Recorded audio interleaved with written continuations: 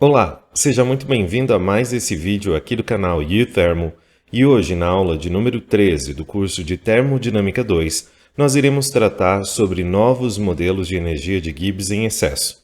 Vamos aos objetivos desta aula. Então nesta aula você vai aprender a calcular o coeficiente de atividade de misturas binárias usando diferentes modelos de energia de Gibbs em excesso. Lembre-se que na aula passada nós já abordamos o modelo de Margulis 1 parâmetro. Hoje, nós iremos abordar o modelo de Margulis 2 e 3 parâmetros, além da equação de Wilson e Van Laer. Nós também vamos aprender a identificar quando um modelo de coeficiente de atividade é simétrico ou assimétrico, e também quando nós usaremos um ou outro. Por isso, nos últimos episódios das aulas de Termodinâmica 2, você viu as seguintes equações. Então, nós vimos a definição da propriedade em excesso. Nós vimos que a propriedade em excesso depende do seu valor correspondente à mistura real, ou seja, quando a gente considera qualquer propriedade termodinâmica calculada numa temperatura, pressão e composição específicas, e fizemos essa subtração em relação à condição que ela teria quando ela se comportasse como uma solução ideal, considerando também temperatura, pressão e a mesma composição arbitrada anteriormente. A propriedade parcial molar em excesso ela pode ser definida como uma subtração entre a propriedade parcial molar real menos a condição da propriedade na solução ideal. Nós vimos uma outra relação bastante importante, que é a relação entre a energia de Gibbs parcial molar em excesso e o coeficiente de atividade. Então, nós vimos que essa relação que aparece agora na sua tela, ela conecta e dá a oportunidade da gente utilizar modelos de energia de Gibbs em excesso, uma vez que o G parcial molar em excesso é igual a RT ln do coeficiente de atividade dessa espécie em solução. E você viu que nós podemos conectar os coeficientes de atividade usando a regra da soma, onde nós temos, por exemplo, o G molar em excesso igual à somatória da fração molar ponderada pela energia de Gibbs parcial molar em excesso, e aí, aonde a gente tem esse G parcial molar em excesso, a gente pode conectar com o RT ln do coeficiente de atividade. E para começar a aula de hoje, nós vamos discutir este gráfico que aparece agora na sua tela. Você percebe que este gráfico é um gráfico de volume molar em excesso, de misturas contendo benzeno e mais um álcool. Nesse caso, nós temos diferentes tipos de álcoois. Nós temos o metanol, o etanol, o 1-propanol, o 1-butanol e o 2-propanol. E aí nós vamos analisar o que acontece em relação à propriedade em excesso quando nós fazemos diferentes combinações entre o benzeno e esses álcoois. É importante nós lembrarmos de alguns conceitos importantes que apareceram na aula passada. Então, o primeiro conceito é em relação à solução ideal. A gente viu que tanto a solução de Lewis-Randall quanto a solução de Henry, elas consideram uma mistura na condição de ideal quando todas as interações que constituem aquela mistura são iguais. Então, por isso, solução ideal é quando as interações entre as espécies têm a mesma intensidade. E a gente viu que uma solução real diverge da condição de solução ideal, porque à medida que a gente vai colocando diferentes substâncias na mistura, novas intensidades de interação vão surgindo. Então, nós conseguimos perceber isso muito evidentemente nesse gráfico. Primeiro, observe que diferentes combinações de álcool com benzeno geram diferentes curvas. Então, você pode perceber que os álcoois que contêm cadeias carbônicas mais curtas, como por exemplo o metanol e o etanol, possuem desvios nas propriedades em excesso menos significativos. Nesse caso, nós temos na seguinte ordem: metanol, etanol, 1-propanol, 1-butanol e 2-propanol, sendo que aquele que está com uns valores de volume em excesso maiores referem-se ao 2-propanol. O que está acontecendo nessa situação? À medida que a gente vai aumentando a cadeia carbônica, você pode perceber que as interações entre o álcool e o benzeno vão mudando. Então, quanto maior a cadeia carbônica, maior as forças de repulsão entre essas duas espécies. Por isso que a curva referente ao 2-propanol, ela tem um desvio muito maior do que aquela em comparação a 1-metanol. Enquanto a mistura de 2-propanol e benzeno apresenta desvios apenas positivos em relação ao volume molar em excesso, no caso do metanol, a gente consegue perceber que parte dessa curva apresenta valores positivos e parte dessa curva apresenta valores negativos. O que está acontecendo nesse sistema? Então, para concentrações abaixo desse valor aqui, nós temos forças de repulsão dominando o sistema, o que faz com que esse volume em excesso seja positivo. A partir dessa composição de álcool, nós conseguimos observar que o volume molar em excesso passa a ter valores negativos, ou seja, nessa condição, as forças de atração começam a ser mais significativas na mistura. E aí, o volume molar em excesso negativo significa que, na condição real, as forças de atração são muito mais fortes, o que faz com que a soma dessas duas substâncias resulte em um decréscimo do volume da mistura final.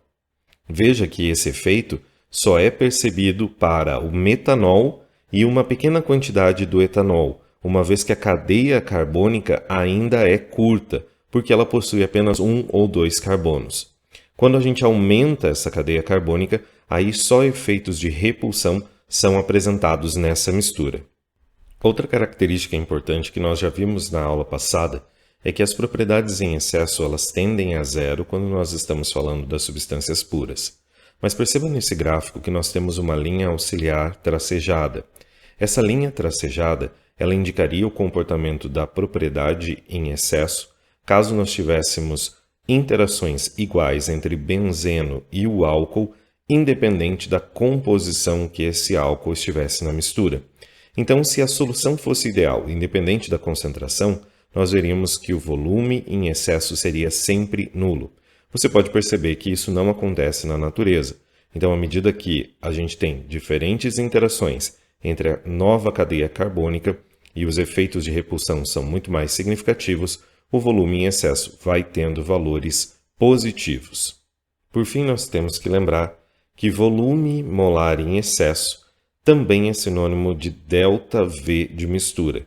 Então, este gráfico que é apresentado aí na sua tela, ele também pode ser explícito para ΔV de mistura, uma vez que essas duas propriedades são sinônimas. Eu espero que tenha ficado claro para você como que a propriedade em excesso, nesse caso o volume, ela é afetada por diferentes combinações de substâncias que têm diferentes tamanhos de cadeia carbônica. Nesta parte da aula, nós vamos definir como que o modelo de energia de Gibbs em excesso pode afetar o equilíbrio de uma mistura. Então, nós vamos partir da seguinte consideração. Nós vamos lembrar que na aula passada nós conhecemos o modelo empírico, no caso mais simples, o modelo de Margulis, um parâmetro, e a gente viu que ele é definido desta maneira. G de excesso é igual a XA, XB. Ou seja, A é o parâmetro de interação entre essas duas espécies, no caso o Azinho e o Bzinho, e X é a fração molar dessa espécie na solução.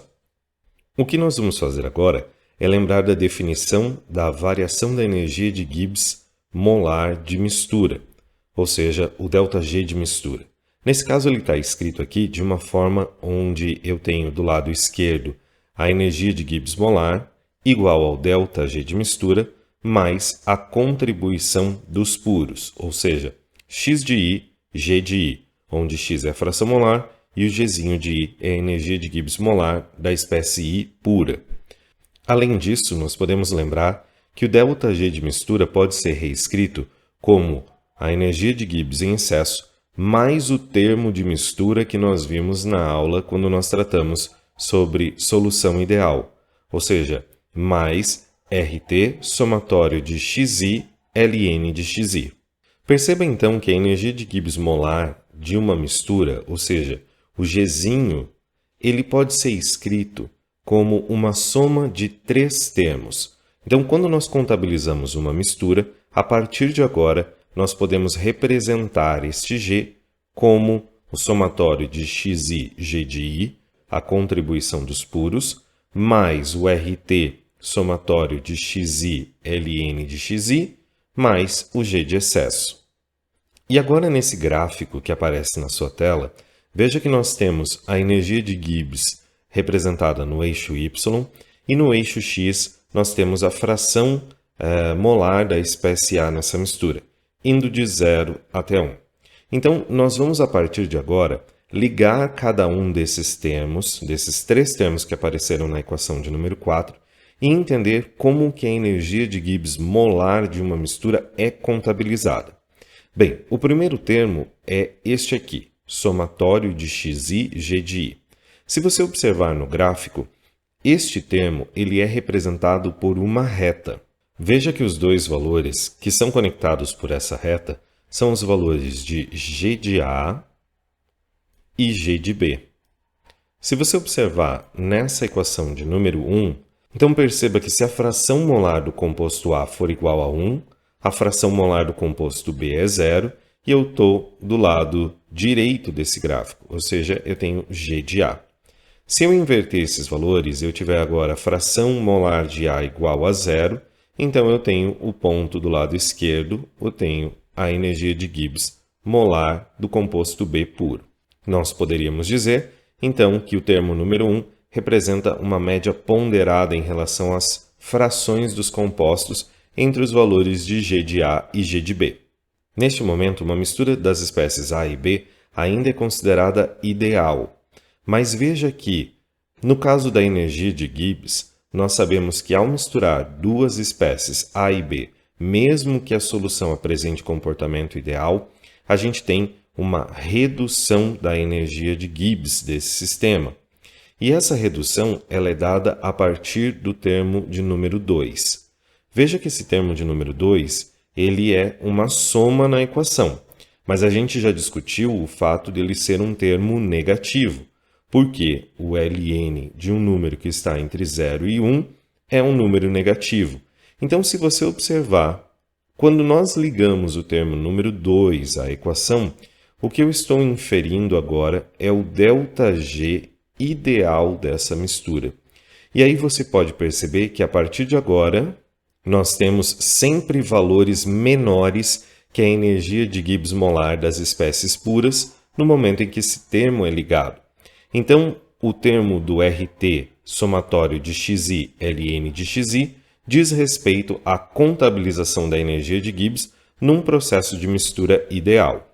Mas nós sabemos que uma mistura real, mesmo que nós tenhamos espécies hipotéticas A e B, ela não é constituída apenas de interações iguais. Por isso, ao conectarmos o terceiro termo, o G de excesso, nós estamos dando a oportunidade dessa mistura de manifestar interações distintas. Então, o G de excesso, ele perturba o equilíbrio, conferindo aí as interações distintas entre as espécies. E o que nós vemos é que, ao conectar aqui o terceiro termo, a energia de Gibbs desse sistema passa a ter valores ainda menores do que aqueles comparados em relação à mistura ideal. Então, é desta maneira que os modelos de energia de Gibbs em excesso, eles perturbam o equilíbrio. Nós podemos, a partir de agora, contabilizar tanto as interações iguais, referentes à solução ideal, ou seja, na condição onde eu estou indo só para o soluto ou só para o solvente, mas também nas condições intermediárias de composição, quando a intensidade das interações distintas é muito mais proeminente nessa mistura.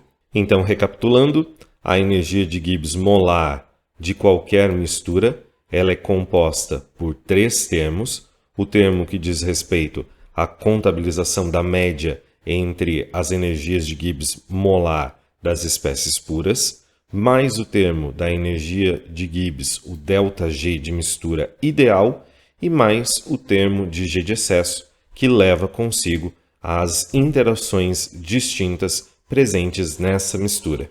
Mas é importante mencionar que o equilíbrio ele vai depender do valor do sinal do parâmetro A. Lembre-se que neste caso nós estamos analisando somente o modelo de energia de Gibbs Margulis 1 parâmetro. Então pode ser que para algumas condições o parâmetro A ele sirva como um valor que faça com que a energia de Gibbs seja cada vez mais negativa em relação à condição ideal. Porém, existem casos onde o parâmetro A passa a ter sinal positivo. E aí o que nós vemos é que ele não contribui para valores cada vez mais negativos da energia de Gibbs. E aí nós temos esse caso em especial. Perceba que valores positivos de G de excesso, eles vão fazer com que a curva do G molar, que é esta aqui, passe, ao invés de ter apenas um valor negativo mínimo, ela começa a apresentar nessa região um mínimo local e outro mínimo local. Isso daqui vai dar oportunidade para que quando nós estudarmos o equilíbrio líquido-líquido, nós entendemos por que algumas misturas elas apresentam composição de separação de fase em relação ao líquido-líquido, enquanto outras permanecem apenas em uma fase. A resposta está no fato de que, geralmente para misturas onde há a presença de um equilíbrio líquido-líquido, a gente percebe que a energia de Gibbs do sistema ela não apresenta um mínimo global, e sim dois mínimos locais.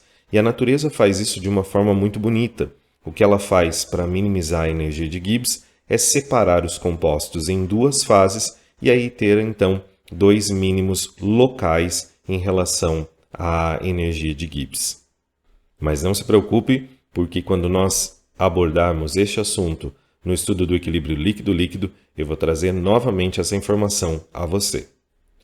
Um outro ponto importante a ser abordado no estudo dos modelos de energia de Gibbs em excesso é o fato de alguns modelos apresentarem comportamento em relação ao Ln do coeficiente de atividade simétrico entre as diferentes espécies da solução. Então, veja que quando nós usamos o modelo de Margulis 1 parâmetro, nós temos, nesse caso, o modelo representado por G de excesso igual a XA e XB, e aí, se nós obtermos as equações do Ln de gama, você vai perceber que essas equações elas têm formato muito parecido. Veja, eu tenho aqui o Ln de gama de A igual a ART x de B ao quadrado, e no caso do Ln de gama de B, A sobre RT x de A ao quadrado. Veja que a estrutura dessas duas equações elas são praticamente iguais. É o ART vezes a fração molar do composto oposto, ao quadrado.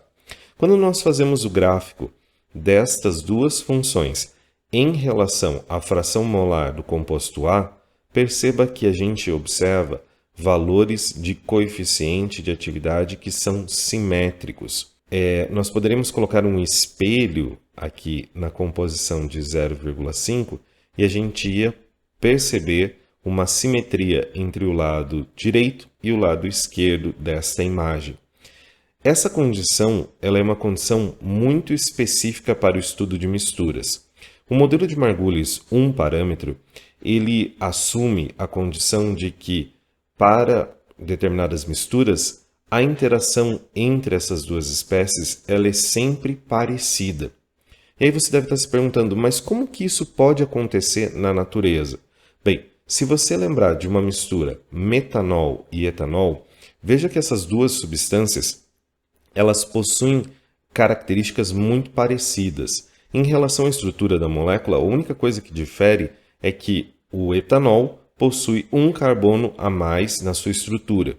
Então, nós poderíamos dizer que as interações entre elas são muito semelhantes, e o modelo de Margulis 1 parâmetro seria um excelente modelo para representar esse tipo de mistura. Veja, substâncias cujas interações moleculares são semelhantes no tipo e em magnitude mostram comportamento simétrico e podem ser bem descritas pela equação de Margulis um parâmetro. Então, este modelo é bastante adequado para representar misturas desta maneira. Mas quando nós tratamos de uma mistura, por exemplo, metanol e 1-propanol, aí a quantidade de carbonos dessa estrutura ela já se torna muito maior e aí a intensidade dessas interações passam a ser bastante diferentes. Então, o metanol e o metanol vão interagir numa intensidade, o 1-propanol e o 1-propanol também, só que em outra intensidade, e quando nós tivermos a combinação desses dois, nós vamos ver interações totalmente distintas.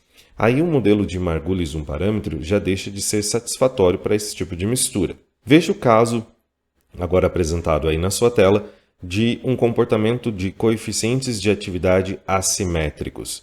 Você pode perceber que ele não tem assimetria em relação à fração de 0,5. Isso daqui é uma evidência bastante interessante de que as interações presentes nessa mistura têm intensidades totalmente diferentes. Então, nesse caso, A com A com B e B com B são interações bastante distintas. Substâncias cujas interações moleculares são distintas no tipo e em magnitude mostram esse comportamento assimétrico e aí nós precisamos utilizar um novo modelo de energia de Gibbs em excesso.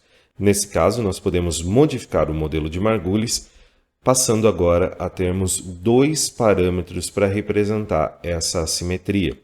Perceba na equação de número 7, então nós temos o G de excesso igual a XA vezes XB, e aí nós temos agora um parâmetro A e um parâmetro B, sendo que esse parâmetro B ele é multiplicado pela diferença entre as frações molares da espécie A e da espécie B. Se nós usarmos os procedimentos que foram apresentados nos vídeos anteriores, a gente consegue escrever e deduzir as equações para o coeficiente de atividade da espécie A e o coeficiente de atividade da espécie B. Veja que, neste caso, apesar de elas terem um formato parecido, esses sinais aqui possibilitam a assimetria do modelo de Margulis de dois parâmetros. E aí, este modelo vai poder ser utilizado para qualquer tipo de mistura em que as interações distintas sejam muito mais proeminentes na mistura.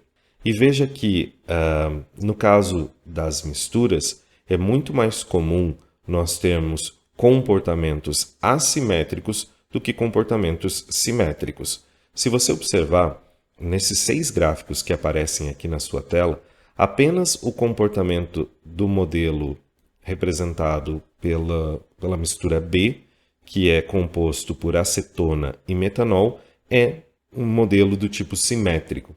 Todos os outros vão precisar de modelos mais robustos para a descrição dos comportamentos dos coeficientes de atividade dessas espécies em solução.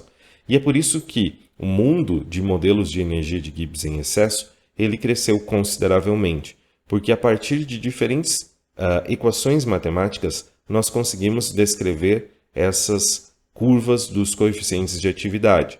E isso deu a abertura a vários grupos de pesquisa para criarem os seus modelos. Então nós temos aqui, por exemplo, o modelo de Margulis um parâmetro, como está escrito, como a gente já viu nas aulas anteriores. Nós temos também o modelo de Margulis 2 parâmetros, que pode ser escrito desta maneira ou desta maneira. Nós temos também um outro modelo assimétrico, um modelo de Van Laar, que também considera aqui a presença de 2 parâmetros, no caso A e B. Esses parâmetros eles são distintos do modelo de Margulis 2 parâmetros. Veja que a equação proposta por Van Laar ela é a multiplicação das frações molares, e aí nós temos uma multiplicação do parâmetro A e B, dividido por A vezes a fração de A, mais B vezes a fração de B. Nós temos também o modelo de Wilson. O modelo de Wilson leva em consideração também 2 parâmetros, e eles estão aqui, né? Veja que nessa consideração de Wilson, as intensidades entre as interações AB são distintas das interações B e A.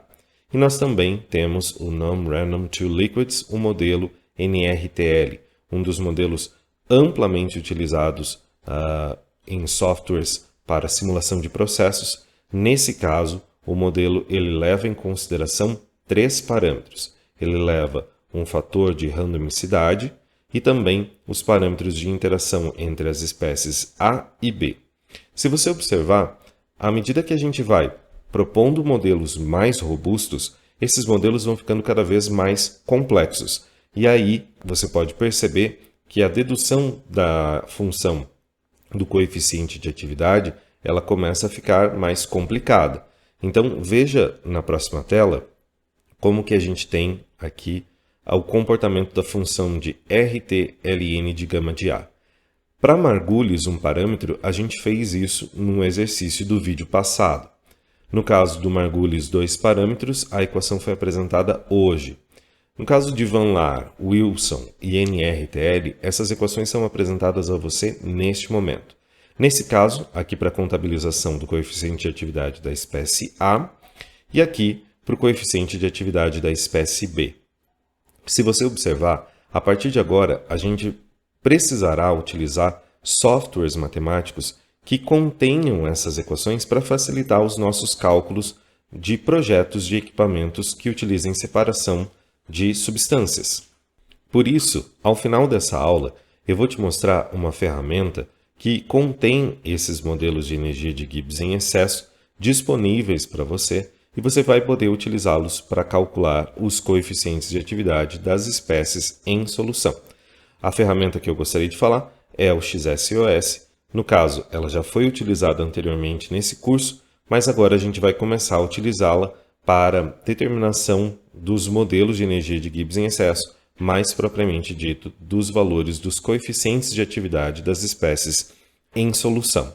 Então, no exercício que aparece agora na sua tela, nós vamos considerar uma mistura binária líquida composta por metiletilcetona, identificado como componente 1, e tolueno como componente 2. Então, o exercício pede para que a gente plote em um mesmo gráfico os valores dos coeficientes de atividade, no caso, o Ln do coeficiente de atividade, dessas espécies em função do componente 1.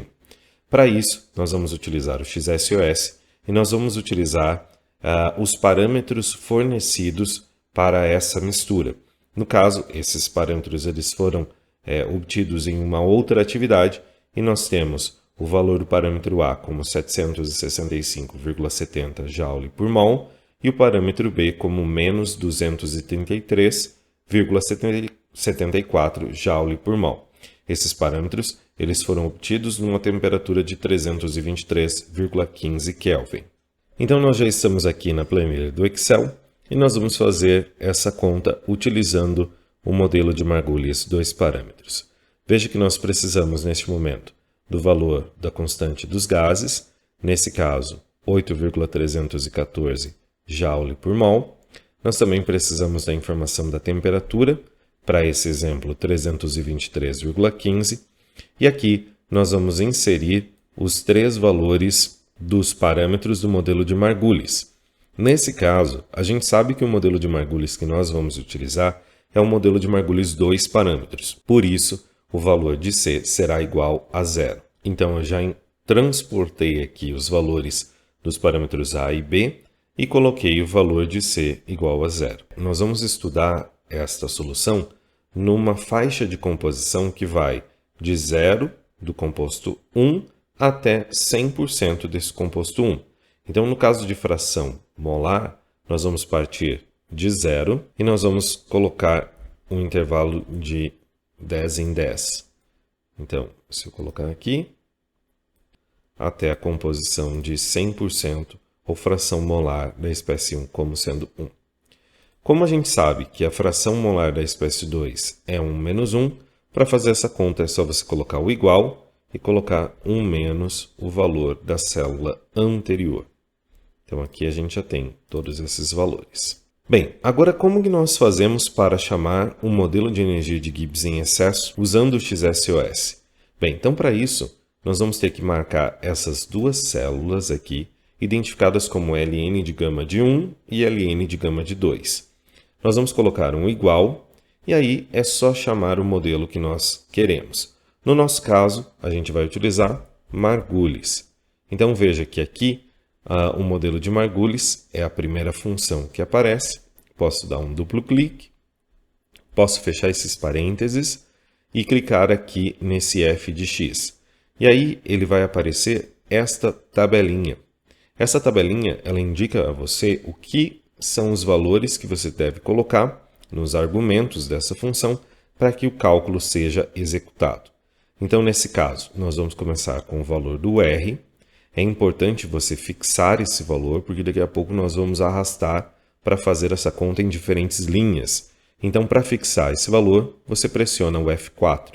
Perceba que a função passou de C4 para cifrão C, cifrão 4. Temperatura.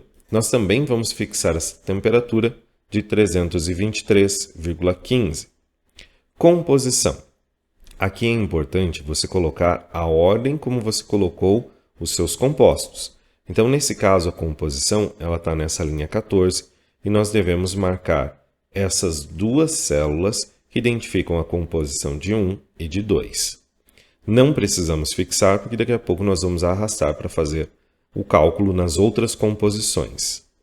E por fim, nós vamos agora inserir os parâmetros do modelo de Margulis. Nesse caso, nós vamos marcar essas 3 células e fixá-la com o F4. Perceba que aqui nós já temos o resultado dessa conta. Então, se você clicar em OK, ele já vai efetuar este cálculo.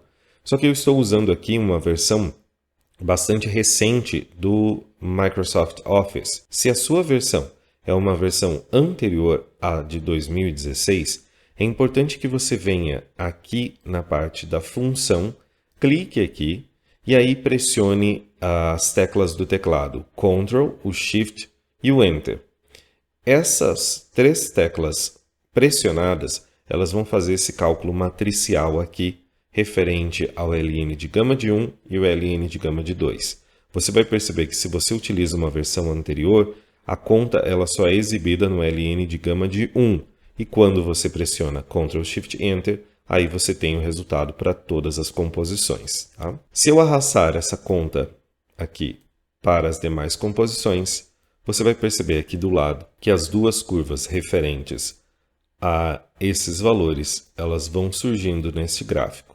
O que você pode perceber desse gráfico é que as interações entre metiletilcetona e tolueno têm intensidades muito distintas. Por isso, essas interações elas revelam o comportamento do ln de gama de 1 e de 2 como sendo assimétrico.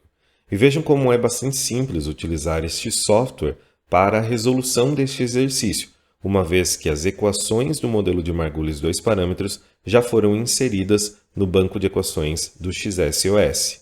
Além disso, o pacote XSOS ele possibilita que nós calculemos as propriedades em excesso de G de excesso sobre RT, H de excesso sobre RT, S de excesso sobre R e CP de excesso sobre RT para qualquer mistura, dados os parâmetros A, B e C, por exemplo, de Margulis. Então, para a gente fazer esse cálculo, é bastante simples e nós vamos utilizar uma nova função do XSOS. Então, nós marcamos essas 4 células e é importante que a ordem dessas propriedades não seja alterada. Então, é sempre G, H, S e CP. E aí, nós vamos chamar a função igual Margulis XS, de excess, né? Propriedades em excesso. Chamou essa função, nós vamos inserir novamente o valor de R, aqui fixo, temperatura, que está aqui, fixo, composição, nesse caso, composição está aqui, e os parâmetros que estão aqui, lembrando de fixá-los. Tá? Então, nós podemos clicar em OK. Se você estiver usando uma versão antiga do Office, você precisa aplicar o Ctrl Shift Enter. E aí nós podemos, a partir de agora, arrastar esses valores. E aí o que você vai ver aqui do lado é a formação dessas curvas, no caso, o G de excesso e o H de excesso. Então essas duas curvas, para essa mistura, elas se sobrepõem e veja como esta resposta é bastante parecida com aquelas dos gráficos que nós analisamos em um vídeo anterior.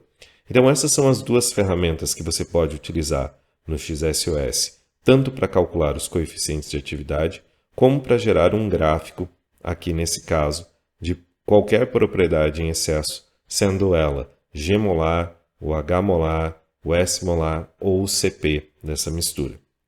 Eu espero que você tenha entendido como utilizar essa ferramenta aqui no Excel. Espero também que você tenha entendido as diferenças entre as propriedades em excesso que nós abordamos em relação a diferentes constituições de mistura, bem como das diferenças entre os modelos simétricos e assimétricos apresentados na aula de hoje. Se você ficou com alguma dúvida, por favor, deixe nos comentários e se você gostou dessa aula, por gentileza, dê o seu joinha, que isso fortalece a nossa produção de vídeos. Muito obrigado pela sua audiência e até uma próxima oportunidade aqui no canal UThermo.